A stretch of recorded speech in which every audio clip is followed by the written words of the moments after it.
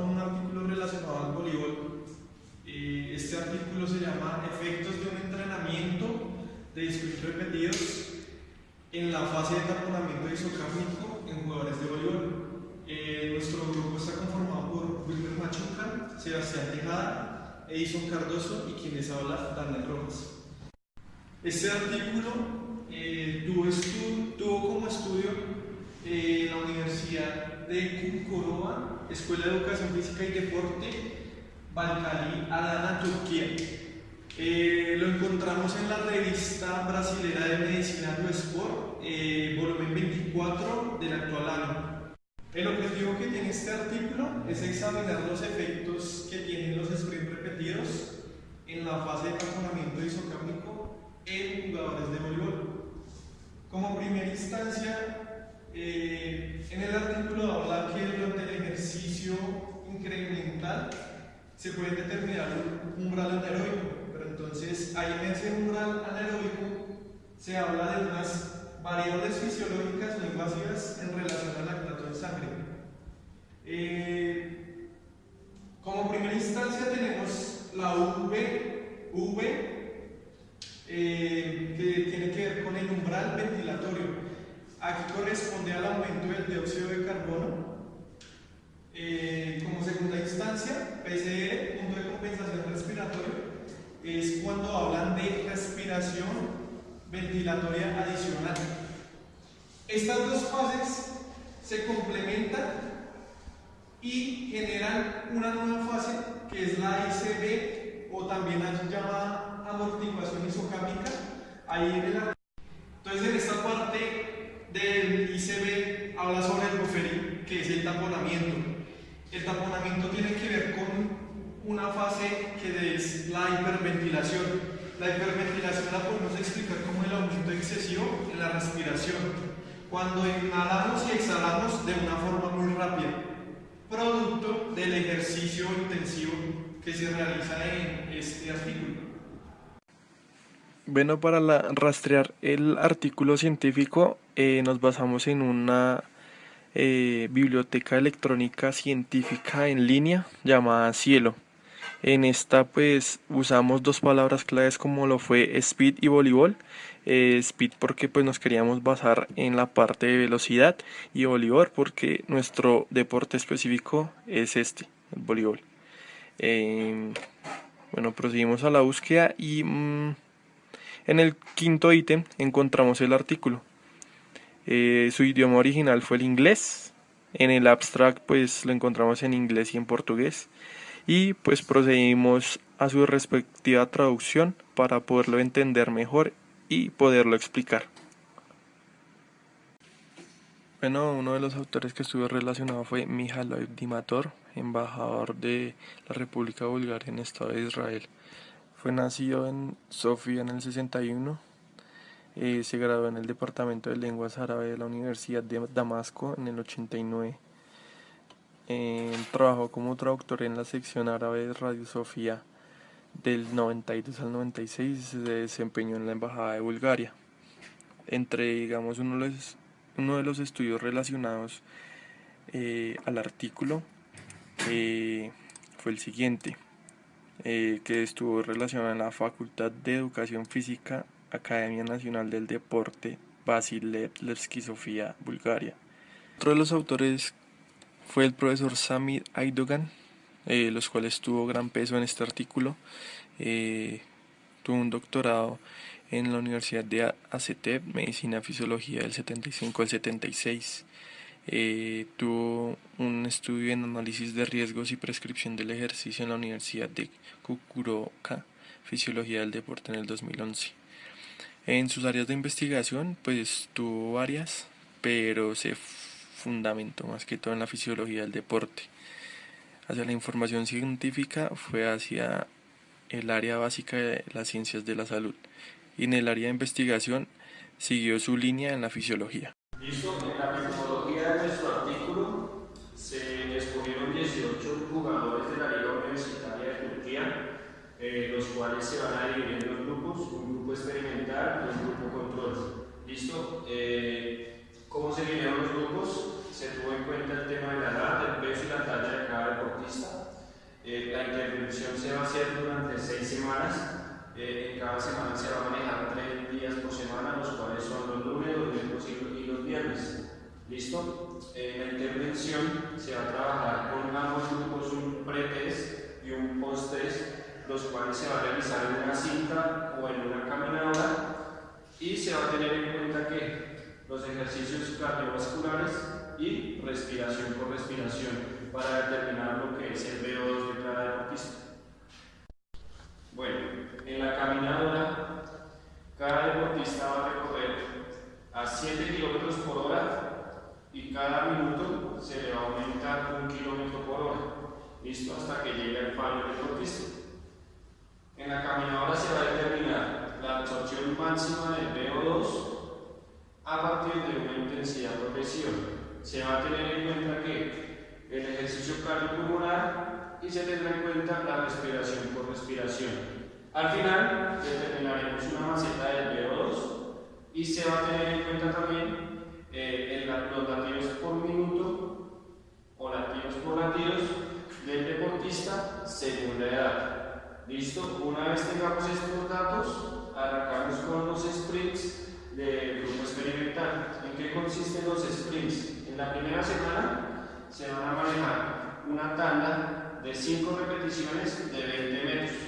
Entre repetición y repetición se va a dar un descanso de 20 segundos, que equivale a lo que se demora el deportista caminando de la línea final a la línea inicial. ¿Listo? En la segunda semana vamos a ver el aumento progresivo, que es 2 tandas, la primera tanda de 5 repeticiones por 20 metros, la segunda tanda de 3 repeticiones por 20 metros. ¿Listo? Entre tanda y tanda se van a dar 4 minutos de descanso. En la tercera tanda, o en la tercera semana, se van a hacer 2 tandas, pero las 2 tandas se van a hacer por 5 repeticiones y 20 metros. ¿Listo? Recordar que se da el tiempo de 4 minutos entre tanda y tanda. En la semana 5 y 6 aumentan una tanda, es decir, se hacen 5 repeticiones de 20 metros, se descansan 4 minutos, 5 repeticiones de 20 metros, se descansan 4 minutos, 5 repeticiones de 20 metros y se descansan de los 4 minutos. ¿Listo? Es importante también recalcar que todos los deportistas van a realizar sus tareas de entrenamiento y sus ejercicios técnico-tácticos como normalmente lo hacen con su entrenador lunes, miércoles y viernes, como ya lo había dicho. En análisis estadísticos encontramos los datos que se presentan como desviación estándar. La significación estadística se aceptó entre un 0,05. La normalidad de los datos se examinó mediante la evaluación de la prueba de Shapiro-Wilk. En estadística, el test de Shapiro-Wilk se usa para contrastar la normalidad de un conjunto de datos. Se plantea como hipótesis nula que una muestra de 1 proviene de una población normalmente distribuida. Fue publicado en 1965 por Samuel Shapiro y Martin Wilk. Se considera uno de los tests más potentes para el contraste de la normalidad, sobre todo para muestras pequeñas, entre 30. En todas las variables medidas, las diferencias en todas las medidas basales entre el grupo experimental y el grupo control se evaluaron mediante la prueba T, no apareada para datos distribuidos normalmente, y la prueba de Mind-White para datos no distribuidos normalmente, dentro de los grupos cambios antes y después del periodo de entrenamiento de 6 semanas. Entonces, en la tabla 1 encontramos las 6 semanas del programa de sprint repetido, que muestra el número de series y repeticiones para cada sesión. Entonces, semana 1, 2, 3, 4, 5 y 6. Y las diferentes cambios de volúmenes.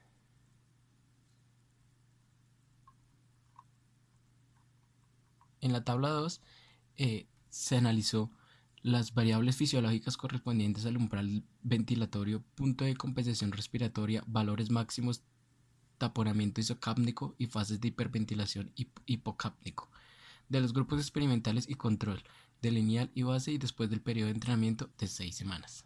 Entonces, como lo podemos observar en la tabla. Entonces, en la tabla se muestra el grupo experimental, la base después del entrenamiento. Entonces vemos la base después del entrenamiento, los cambios significativos entre el grupo control. El grupo control mantuvo sus mismos estándares con una desviación no tan significativa, mediante el grupo experimental trabajado tuvo cambios significativos. Entonces los valores de medida de desviación estándar y velocidad de carrera se expresan en minuto, kilogramo y kilómetro por hora, respectivamente, significativamente diferente de los valores preformación lineal de base, umbral ventilatorio PCR, punto de compensación respiratoria, tiempo de exhalación, tiempo de agotamiento, consumo máximo de oxígeno, relación de intercambio respiratorio máxima, relativa velocidad máxima, máxima velocidad de funcionamiento, buffering isocápnico, hipocápnica y hiperventilación. Bueno, los resultados del presente estudio nos arrojaron que hubo diferencias significativas entre la edad, el peso corporal y adaptaciones fisiológicas de los deportistas. Como primera instancia, se les hizo una prueba en cinta caminadora con ergospirómetro, donde un deportista en circulación máxima y tiempo de agotamiento o alguna variable significativa. Aproximadamente los 18 deportistas intervenidos tuvieron una misma correlación y un tiempo de agotamiento similar. En el grupo experimental, luego de la intervención, demostró que luego del preentrenamiento y los sprints realizados a este grupo, aumentó significativamente el PO2 máximo, el punto de compensación respiratoria, mejorando drásticamente en la práctica deportiva. El estudio realizado demostró hallazgos significativos en el grupo experimental, donde estos tuvieron un aumento significativo en el punto de compensación respiratoria en lugar del umbral ventilatorio. Mediante los sprint trabajados en el grupo experimental, su condición y compensación de respiratoria mejoró ante el grupo control. Hola, ¿qué tal? Voy a hablarles sobre las conclusiones. Como conclusión, se puede decir que el entrenamiento de sprints repetidos puede mejorar la fase de amortiguación isopáctica, que se le atribuye a una mejora de la capacidad de la amortiguación que lleva al cambio del punto de compensación respiratoria. Este cambio es un aumento de la intensidad sin que haya un cambio en el umbral ventilatorio. Por lo tanto, el aumento de ICVC isopácnico puede ser un factor muy importante en relación con la mejora de la tolerancia al ejercicio de intensidades altas en los atletas de voleibol.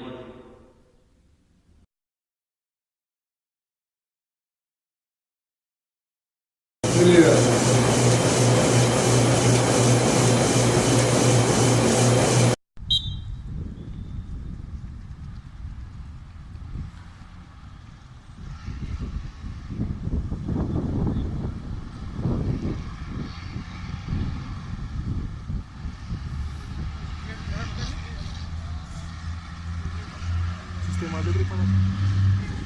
Sistemas.